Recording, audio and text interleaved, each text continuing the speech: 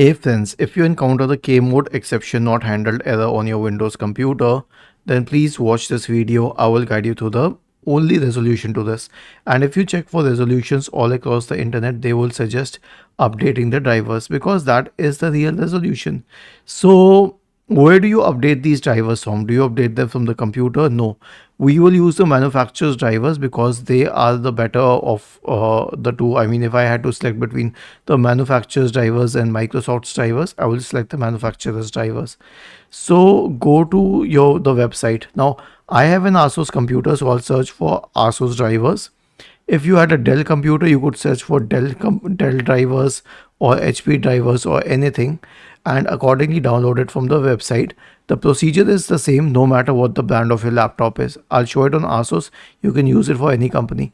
So go to its download center, enter the model number of your system. Mine is FA507RE, and then download it.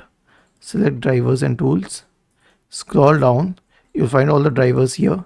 Download each driver and then click on this option to install this driver on your system. I already have it installed, so I cannot reinstall it.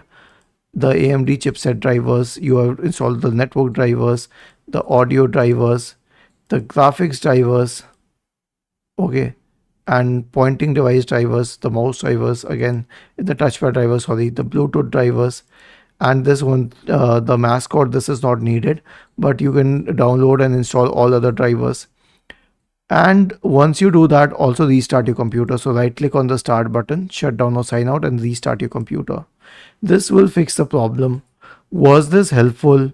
If yes, then please subscribe to the channel, and if not, then let us know in the comment section of the video on how we could help you further. Thank you for watching this video and have a nice day.